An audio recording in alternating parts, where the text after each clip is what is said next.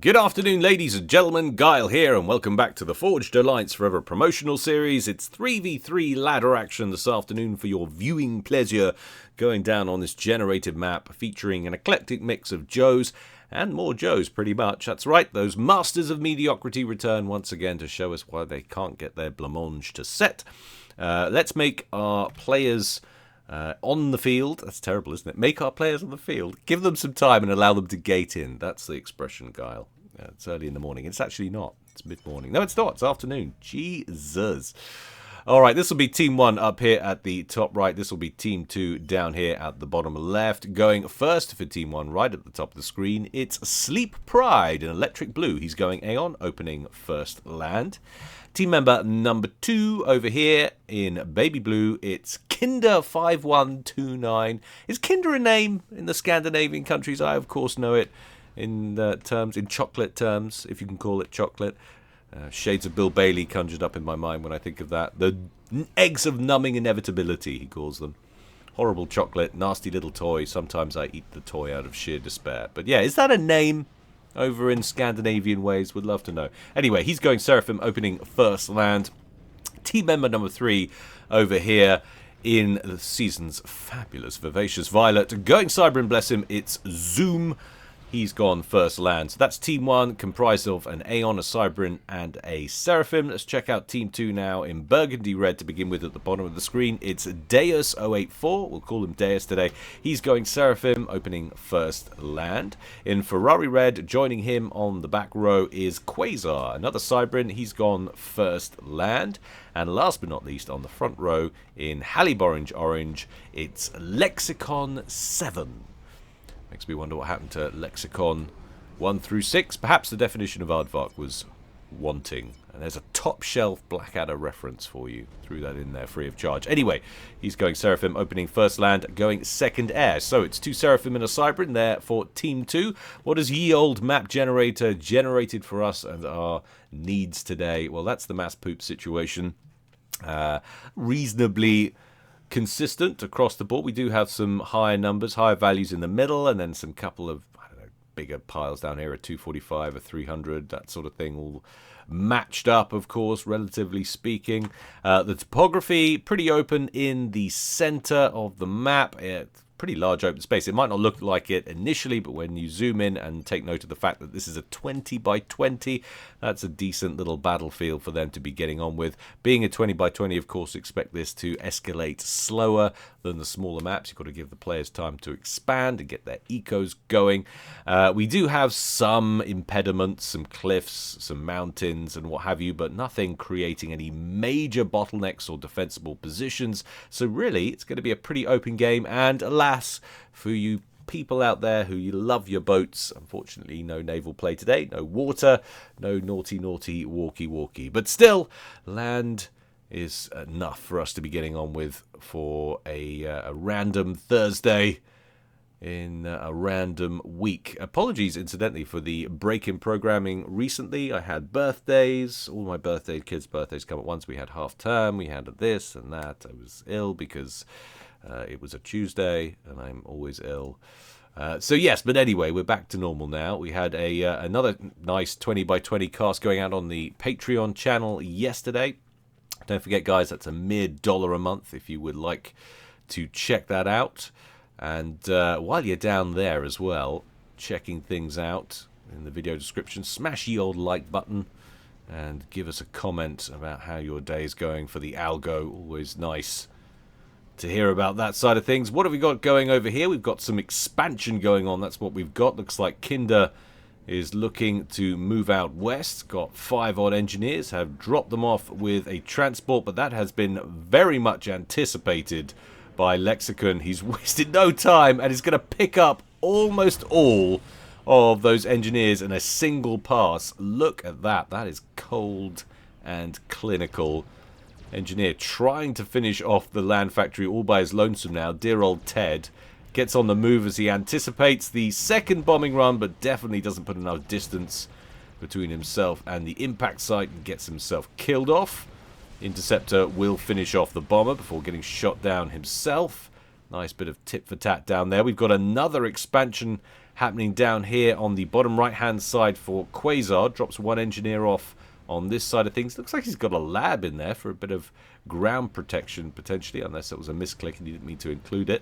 He's going to drop 3 engineers off to this little quad of mass extractors. And then, where's the other one going? Or is there another one? There he is, just dropped off over here, presumably next to the big reclaim. That's the purpose. Oh, and a saucy little mantis out from Zoom. It's going to pick off that engineer before it's re-scooped by that. And look at that, a little one-man ghetto gunship serving to finish off the mantis. So there was method to the madness there. And we have a second transport back in the top left-hand corner, resupplying that factory with more engineers to finish the building off. Kinder determined to have an outpost over there. Oh, what have we got over here? That bomber with 5 kills to its name. So that bomber from Kinder has taken out all of the engineers by the looks of things that belong to Quasar. And then it gets shot down. It's like a mirror image of what just went down in the top left-hand corner. And now went down in the bottom right. Are we now going to see more engineers airlifted? I do hope so. It's almost like there's some kind of meta that these guys are playing out on a map gen. A map that's never been played before, or is unlucky to be played before, of course. You can get it. The seed, plumb that in. But not, I believe, on a ladder match. Incidentally, we didn't talk much about the players. Everybody here is under the arbitrary 1500 threshold, except one, and it's not Zoom. Zoom here, of course, listed at 1608 in ladder rankings. Global rankings, he's actually under the 1500 threshold, and it's Kinder who's just over. I checked before the match started. He's at 1525 at current read, so he's pro level, but barely. Everybody else is very high level Joe, though, so expect this to be a competent display as far as average Joe's games go. I would hope, anyway. Well, you would hope, because I picked this replay. Gun upgrade on the way over on the left-hand side for Lexicon. Where are the comms moving in general? Well, so Zoom pushing down to the right-hand side. We could have a 2v1 situation brewing over here in the southeast. And we're not going to get the same thing brewing in the northwest. At the moment, Lexicon hasn't pushed very deep at all. And even if he were to do that, he's only going to face the solitary comm of Kinder. Because Sleep Pride still very much wedded to his base, is keeping the comm build capacity there where he feels it belongs. We'll see if it assists him in any way in macroing up faster and more efficiently than the other players in this game, giving them an advantage in the mid-game. We will see. Another little drop of engineers with a lab. Very deliberately included. And Zoom is going to put a quad of land factories down next to this mass point. Mass point which is partially completed. And then he changes his mind. Gets rid of 2 of the land factories that were planned. And is now going to be happy with a mere 2 factories in that location in total. 2 gun upgrades on the way now. That's interesting. Zoom, I don't know if he's going to get a chance to scout it or whether he's going to go gun upgrade just as a matter of course. Yes, he is. And he will be very grateful for that bump in firepower once things start heating up down here in the bottom right-hand corner, because this is going to be tough to hold back 2 gun comms on your case, especially when you're going cybering yourself and you haven't got a lot of extra HP to play with. 60%, 70%. Lots of Mantis in the area surrounding the comm, giving him their assistance in completing that upgrade faster. And he actually finishes his comfortably in front of the 2 Team 2 comms who started their upgrades way before him. Just shows you the power locked up in all of those Mantis. Underutilized. We do see it, but not as often as you might expect, considering just how useful it is and considering just how many Mantis are generally on the field at the start of most games containing a Cybrant. Deus opening up on some of this inbound T1 spam. Where is his teammate over here? He's completed his upgrade. Quasar on the move also. Does Zoom even know he's about to go 2v1? Certainly he would expect to face off against Deus. He is the right flank. He will be aware that there are some mass points and some T1 units belonging to Quasar in the area. But I'm not sure if he's seen Quasar's commander yet. Well, it looks like he's about to as he strolls on in, blaps an engineer trying to throw down a very aggressively placed T1 point defense. We have more factories going down a little further back. He's probably not going to want to hold this. A lot of T1 spam heading his way. He has got his own Mantis platoons defending. But now that he knows there's 2 comms in the area, very unlikely to hold, and it looks like he agrees. Zui spam in from Deus is going to take down those factories in a heartbeat. Hit points evaporating very, very quickly indeed. Over on the left-hand side, meanwhile, Lexicon advancing all by his lonesome with no assistance. Check in on that in just a second, but the main battle for the moment is going down on this bottom right-hand corner. Deus out of T1 spam now, absorbs all of the fire from Zoom's Mantis, and he's going to get down to about 60% of his base health. Not far off a rank in veterancy, though. That will be his 2nd rank. And just a couple of units, interestingly, coming in from Sleep Pride that have made their way down the middle, but not in any huge number. And Lexicon, recognizing he's far forward and alone, will wisely back on up. T3 air soon, says Lexicon. Is that from him or from the opponents? Well, he's at T2, has himself a shiny T2 transport. Where are we on the other side of the field? Going for T3 land with Sleep Pride. Don't know if we have any air attack. Oh, yes, we do. And it's Kinder in that top right-hand corner, who is, of course, the air player. It's actually quite interesting.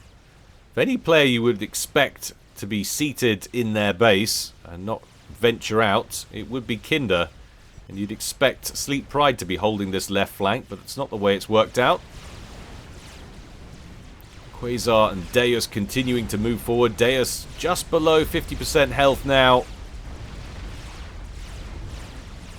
Has got 22 hit point a second regen, has recovered some HP at some point, and is nearly at a 3rd rank in veterancy. But these gun upgrades, far too much for the pitiful T1 point defense to hold these comms at bay. Commanders now with the range to sit outside those PD's range of fire. And there goes the next line of defense. Zoom ceding territory here inside 12 to 13 minutes. We have a new group of T1 PDs going up. He needs some tech down here so he can start throwing down some Cerberus turrets and finally stall this attack, which seems pretty relentless right now.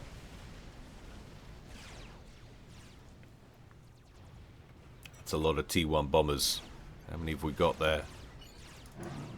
20 T1 bombers heading in Zoom's direction. And we've got very little in terms of air power for Team 1 to be able to deal with it. He's got about 6 or 7 T1 interceptors of his own. We've also got Zui drops coming in from Lexicon by the looks of things. This is a concerted effort right now to finish off Zoom. The Zuis get insta-gibbed by one cunningly placed piece of flak just over there, but we need the flak to take out the T1 bombers, otherwise they're going to get the job done on their own. Second bombing run only marginally affected. Most of the ordnance landed wide of the target, but there's still a lot of bombers alive, and I don't think he's going to be so lucky this time. Oh, boom, baby! Down goes Zoom, their highest rated player, at least in terms of ladder rankings here, at 14 minutes and about 15 seconds. Not the start Team 1 were hoping for. And that now creates a serious power vacuum on this right-hand side. And Sleep Pride might have to think about filling it with his commander, although it doesn't look like he's attempting to do so just at the moment. How's the eco situation looking? Well, it's pretty much neck and neck. 281 to 290, 280 to 285, that kind of mark. There's a 1.5k advantage so far in terms of total mass accrued for Team 2, but that's nothing really at this point when you're talking 142k to 141, just nothing. So neck and neck on eco. Infrastructure would appear broadly similar. Who has control of all of Zoom stuff? It is Kinder now, who's pulling in 172 mass per tick. What, if anything, can he do with it? What is he now aiming for? He has got access to T3 air. And after that last display, probably wants to think about churning out some air superiority fighters so we don't get a repeat of that anywhere on the field. Although, no such incursion underway from Kinder's comm over in the west. Pretty deep within friendly territory. A very, very strong start for Team 2. Deus has repped up nicely. 34 hit point a second regen on that commander. It's like you wouldn't know anything went down. So the actual midpoint, the 50-50 mark, is running across this position. So although we've ceded a lot of territory down here, it's actually because Zoom advanced very early on and went aggressive down this right-hand side. And now things are pretty much just back to where they should be. We have got a little bit of pressure here from Deus, but they're running into T3 Harbingers now. And that will stop this attack dead in its tracks. Ilshivers are wonderful units, but they're not that wonderful.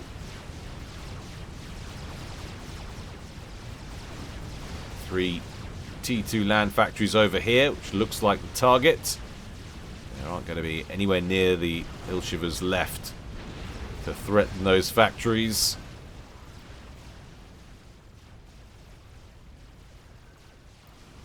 Now we're starting to see the numbers of air superiority fighters increase. Kinder blapping those defunct T1 interceptors out of the sky with complete ease, especially ones that are bingo on fuel. Look at that. Fish in a barrel.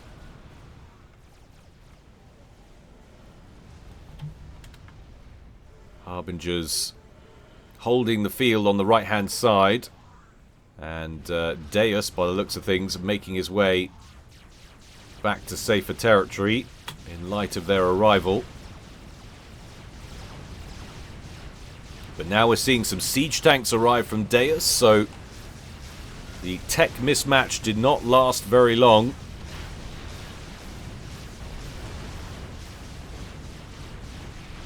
But he needs to get them up front in much larger numbers. And Deus going for the second gun upgrade now.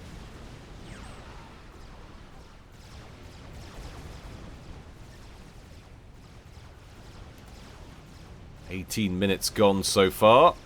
Harbingers pushing back down that right-hand side, but only 5 of them left in this pile. There's another group further back. Could do a lot worse than to bring those forward before he pushes any further. Otherwise, he's just throwing those away.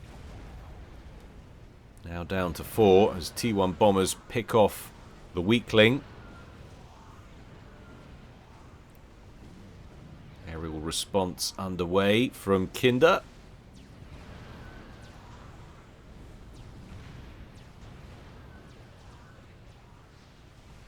Little push underway over in the west, meanwhile. Lexicon not expending anything too valuable. It's a sheer T1 attack. Probably just utilizing old technology and testing the defenses. Seeing if he can get a run-by underway. Just in time by the looks of things, as a huge T1 PD defense line is going up.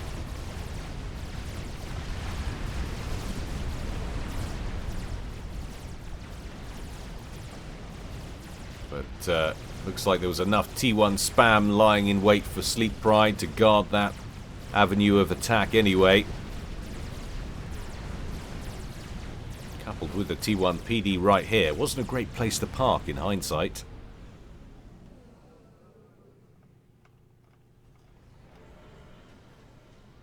%done on that upgrade as things go just a little bit quiet. How are we on the eco side of things now? Well, there's actually been a bit of a gap has opened up since the last time we mentioned it. 507 to 410. Around about that sort of side of things. And that is in favour of Team 2. Have lost some mass points over here on the west side of things. There we are. But that is less than ideal for Team 1. They're a man down. They cannot afford to fall behind on the eco side of things as well. T2 opening up a gap on total mass accrued of about 15k. In terms of mass killed, it's 41k to 29k. They are outperforming their opponents by pretty much every metric right now. Team kill-loss ratio 0.9 to 0.75 in favour of Team 2 also. But it has all gone exceptionally quiet. Full macro phase underway for just about everybody. And Sleep Pride really is content. He's like, I am not putting my comm at risk. Not for you, not for anybody.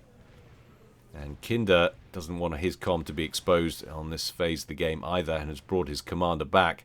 And I just wonder if we are now at that stage of the game. We are 21 minutes in, which is sort of the level where people start to think about how much they want to aggressively use their commander. And Deus is pouring a lot of resources into his upgrades right now. Yes, the nano repair is good in all weathers because it increases your longevity chances, but he's ditched a lot of resources into double gun also, which makes me think he still wants to use it offensively, perhaps, if he's then adding nano repair and he's not retreating. Can be a dangerous choice for late game. Little bit of mobile shield coverage there from Deus, protecting his siege tanks at least initially, but there's too many harbingers in play right now for Sleep Pride. He certainly needs to issue a general attack command. They're all just sitting back on their behinds. Need to get involved en masse.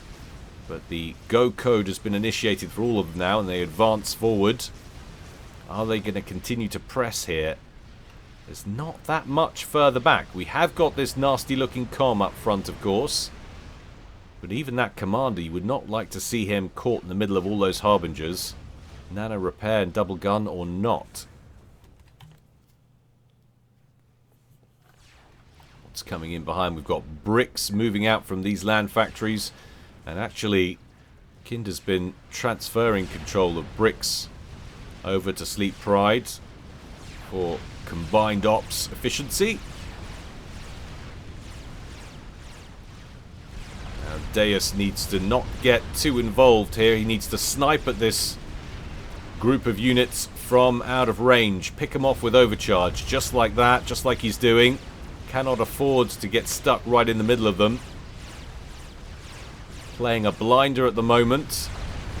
Sleep Pride trying to chase him down just a little bit. Do we have any other ground reinforcements? Not a great deal. Harbingers need to continue to move though. They cannot stop and fire. They've got to try and corner this commander down if they want to level things up here. Deus down to 9,300 hit points. That's about just under 50% of his base health at this point. Oh, this is not good. Going into the red, sub 4k HP now. Still a decent number of harbingers. Are they going to get him here? He's down to 600 points. Surely not. Oh my god. It's like you could smell it. When he was going for nano repair over here and not retreating, and the other comms on Team 1 had gone back to base, or the other comm, I should say, it's like you knew that was what was going to happen. So Team 1 level the match. Deus goes out at 24 minutes. It's always somebody else's fault, isn't it? Not that you shouldn't have been there or anything. But that was a very hardy-looking group of Harbingers. Not so hardy anymore. Just got a handful of bricks left in the area.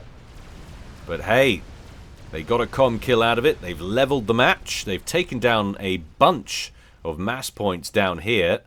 But still, the eco situation worsens for Team 1, despite the conquest in this bottom right-hand corner. It's now 729 to 563 in favour of Team 2. And they are pulling nearly a full 60k clear in total mass accrued. That is not great for Team 1. Tech 2 upgrade on the way for Kinder. 85% done there. And Sleep Pride still unupgraded. Still doing very little. He's just happy assisting factories. Keeping his comm on the down low. And he's been working on that GC for quite some time. So Lexicon has benefited by his teammate's demise. He is now pulling in a whopping 522 mass per tick. Quasar's pulling in 206, 203. And it's 247 and 365 respectively for Sleep Pride and Kinder. And there was the completion of the Colossus, who immediately stomps his way off towards the front line. Another sizable looking group of Harbingers out from Sleep Pride, who's really churning them out here. And this group looks like it's making a play down the center. I like these wall sections that have gone up. We haven't had much combat over here, so we really haven't focused on this side of the field. But as a result, it looks like both teams have been happy to put up impediments, caltrops, tank traps, that sort of thing. Trying to slow down any impending attack. Unfortunately, the next attack's coming through the center. Lexicon looking to shadow inbound forces with this row of siege tanks. A few bricks just a little bit ahead of them here from Kinder. This could be a good engage from the behind here from Sleep Pride, but the Harbingers stop. Don't stop. Keep going. Down goes a T3 Mex. He'll be happy with that.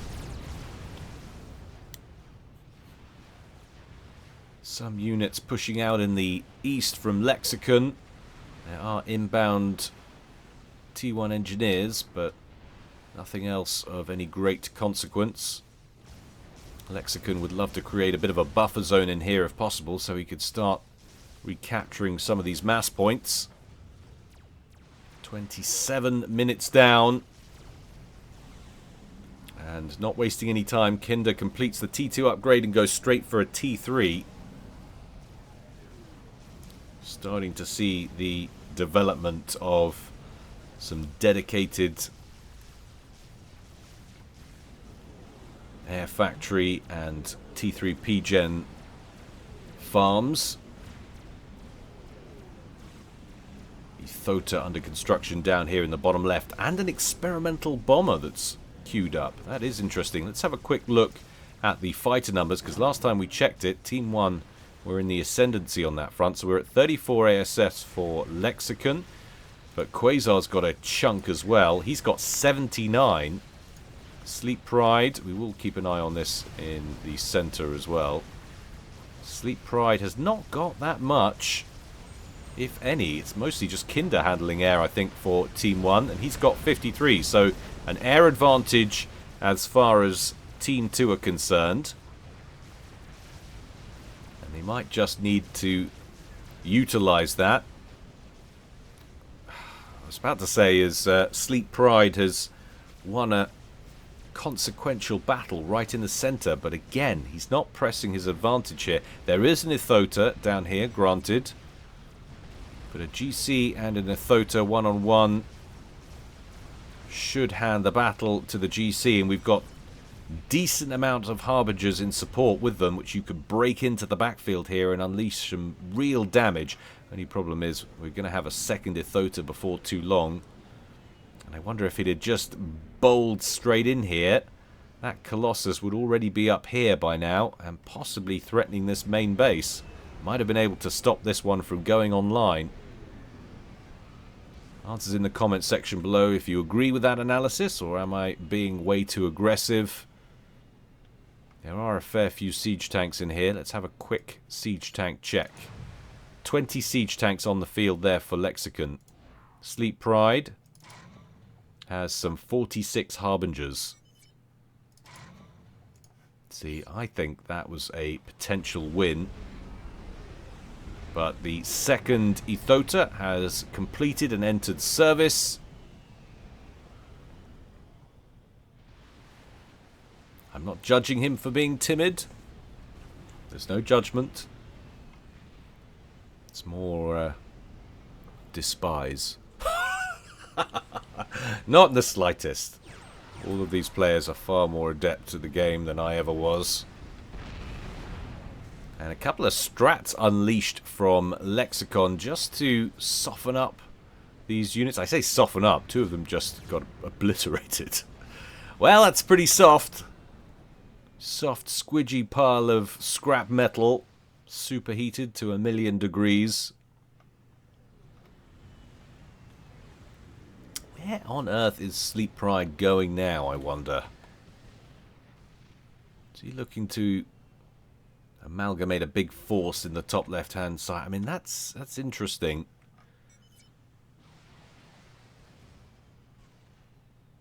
He's certainly continuing the Great Wall of China. The Great Wall of XDS 4BH and whatever else is on there. Strap bombers continuing to harass in various locations that aren't guarded either by anti-air emplacements or any kind of regular patrol. Provokes a semi-response. Quasar's going to respond. Is he going to be able to pick off any fighters here? He's certainly chasing them pretty deep. What's the anti-air situation in Team 1's territory? Doesn't look to be great, at least as far as this point is concerned. And that's a fantastic engage as Quasar chases Kinder's fighters across Kinder's territory. We have some flak up here. We have some Redeemers, which are pretty nasty. And a big old bank of SAMs right in the top left-hand corner, which there will now probably be a game of cat and mouse around. But that was a great little engage. Can't tell you how many fighters got shot down there, but that was definitely to Quasar's benefit, I think. And interesting how the territory has shifted ever so slightly. We mentioned that that's the midpoint. So it's not a 50-50 share. We have got some bleed down this right-hand side. Quasar yet to be able to get out and re-establish control over this group of mechs down here. But wow, look at the surge in Kinder's revenue. 748 mass per tick and 461 for Sleep Pride. Look at the difference now between these two teams. Absolutely enormous. A 400 mass differential. That is completely unsustainable. And already, despite how far behind Team 1 were on terms of total mass recruit, already they are some 60 mass ahead now, having been 60 mass down last time we checked on it. Just not ideal. Team 2 are going to have to do something pretty sharpish. Turns out Sleep Pride didn't need to press an advantage there at all. They had done the damage down in the bottom right-hand corner. And they're just planning to outproduce them now, I would imagine. And another great engage in the air, though. It's not over yet if Quasar has anything to say about it. Look at that air massacre. Doesn't want to hang about here, though.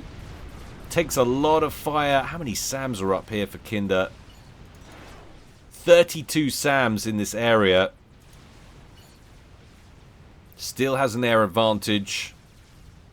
32 SAMs, and look at all the Redeemers also.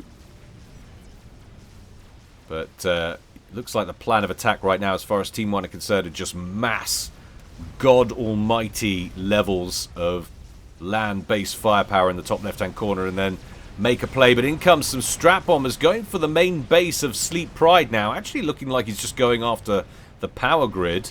But none of those bombs getting through, and all of those bombers getting shot down. RT has just started over here. Okay, so maybe that's what the target was. Ah, no, can't have been. Literally has just started. And that was Deus mentioning. Oh, maybe it was. Answer in the comment section below on the timeline of that. You guys can rewind it. My brain can't handle such things at this age. This advanced stage of life. If you can call it living. How's your Thursday going? Is it as infused with time-related melancholy as mine is? Saucy little experimental bomber taking advantage of the depleted number of air fighters belonging to Kinder. Drops a big old bomb on some bricks there. And once again, Quasar shaving numbers off Kinder's Air Force. They really are the planes that came out of those little plasticky eggs. That's how they're operating right now. Another successful bombing run. Look at that, taking out huge swathes of bricks. Is it swathes or swaths? I'm sure I've asked that before, and I'm sure it was contentious. No fighting in the comment section. I'll go on then, it helps the algo. Another bombing run, 51 kills so far to that bomber. It's about to go through the roof though, as that bomber lands right square in the middle of that Harbinger formation. So many dead Harbs. It's gone from 52 kills to 128. That's now a 3-starred Awasar. It's killed 82k in mass. And he's not done yet. Coming back in for another pass. This time targeting that forward outpost containing T2 PDs and SAMs. Surprises me. Can't even break through a T2 shield though on its first pass. Now is he going to send it back in again? It's taken a lot of fire deep in the red. Look at that, a mere 7,000 hit points remaining. Probably best to give that some time to rep back up. Starting to see some gunships emerge. We've got some whalers patrolling for Quasar. Now that he knows he's got a solid air advantage, that's not a terrible decision. But I really want to see Team 2 move back in on this right-hand side now. They've had a lot of time and opportunity. They've got tons of engineers.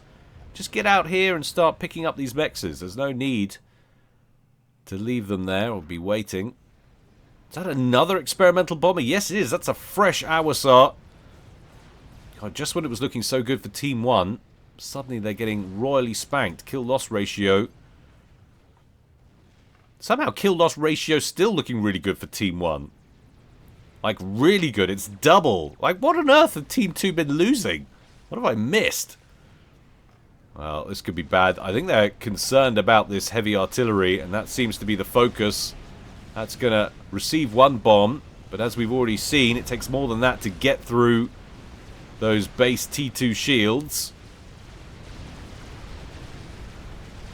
In comes Kinder with a surprise, but it's not that big a surprise. The surprise is his planes didn't last longer in the fight. Well, there's some more of them coming in to bat. This time the shields do go down. Oh, there's the chain reaction. Boom! Mission accomplished. Are they going to get the experimental bomber out? No, they are not. Too much SAM fire. We've got some follow-up from the gunships, which have snaked their way around the top of the screen. But the air superiority fighters have been annihilated thanks to all of this ground-to-air capability. We've got another Awasar, that one we saw from before, coming in very badly damaged. It'll get shot down, but will unleash its payload. That will take a chunk out of the SAM defensives. They're going after Sleep Pride's comm. The shields are down. He's down to 4,000 hit points, below 4,000 now. There's just too much SAM coverage. And I think he's going to get out of that just fine. Limps his way to the shield gem, which then powers off briefly just as he gets there. But he's safe for the time being. There are more gunships up here, but they're going to fare just as badly, I believe. Nice push underway in the center, which we weren't able to cover at the same time. 2 experimentals down. 1 apiece. In fact, that's 2 megaliths that have gone down, I think, in that exchange. Big old siege tank push. But we've also got the big push that was brewing in the top left-hand corner happening at exactly the same time. We're going to go to split screen to keep an eye on both of these conflicts that are going on simultaneously. One Ethota standing guard outside the front of Lexicon's main base. Another one coming in from the east. What are they facing off against? Well, there's 3 experimentals, 2 Ethotas, and a GC. That's a poor math equation as far as Lexicon and Team 2 are concerned. They do look like they're having a bit of a breakthrough in the center, pushing in the opposite direction, though. So that is a bonus as far as they're concerned. Base shields for Lexicon starting to fail as all 3 of the experimentals from Steel Pride are still operational. Oh, down go the main base defenses. P-Gen's vulnerable. Chain reaction underway. The GC did go down. The Ethota went down. 1 GC badly damaged, as is the second Ethota. But they're going to cause a lot of damage. Siege tanks, though, bearing down on Steel Pride. Awasar in over the top, unleashes its bomb, but it looks like it went long. Just clips the edge of that Ethota. That's down to 14,000 hit points. Going to ditch the mini-map because it's in the way. Excuse me. Steel Pride in trouble, though. Siege tanks bearing down on his position, and he still refuses to move his comm. Even when it might cost him his life, he just loves that part of the map so much.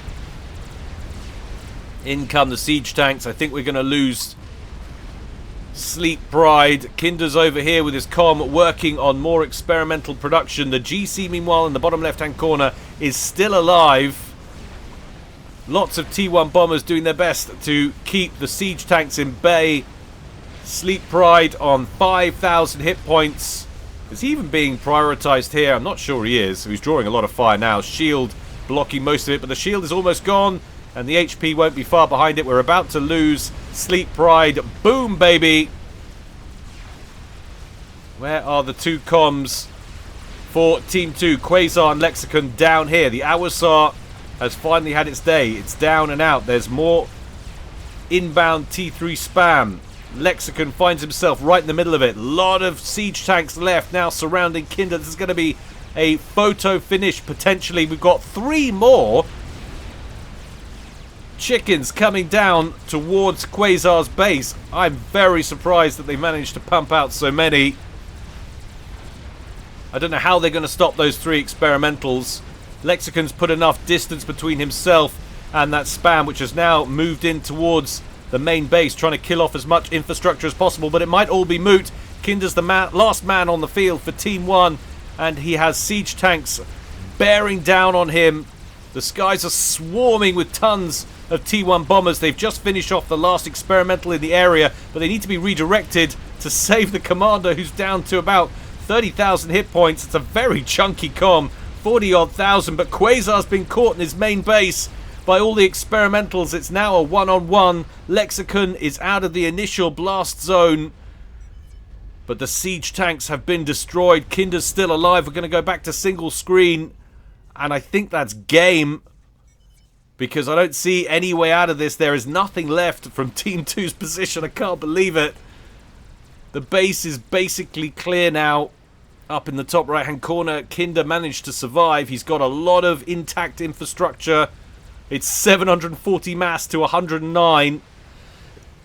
And there's still 4 experimentals alive chasing Lexicon's commander. What an ending to this one. The base trade, very nearly a draw. Could have gone either way. Just a few more siege tanks and Team 2 would have had this wrapped up. But as it stands, It's going to go to Team 1. Guile cast worthy, he said. Yeah, I think he's right. Definitely worthy. Lexicon trying to extend as much as possible, but he can't keep this going forever. The experimentals are faster. He pivots north and then west, knowing what's coming, and he is done. Boom! At 43 minutes and 35 seconds, Team 1, surprising actually, considering the way that game was going for a while, emerges victorious from a very climactic ending. Fantastic stuff. I hope you'll agree. If you liked it, guys, do shove a like, subscribe, and all of that jazz. Throw your comments for the algo in the bottom. And if you really want to support me, the best way to do that is check out the Patreon. Mere $1 a month. Other tiers are available, but you don't really get anything more beyond my respect, which is infinite, might I say. But yes, it gets you access to, there are 113 now premium content, ad-free casts on there for your viewing pleasure. They won't be coming to YouTube. It's the only place you can find them. So if you want to catch out any of that content, you got to go and check out the Patreon. Like I say, what do you spend $1 on these days? That doesn't buy you anything. Chuck me $1 already. Go on. I am the digital tramp begging for dollars. But yeah, hope you enjoyed it, guys. As always, more to come from me in the future. But until next time, stay well and stay safe. This is Guile, signing out.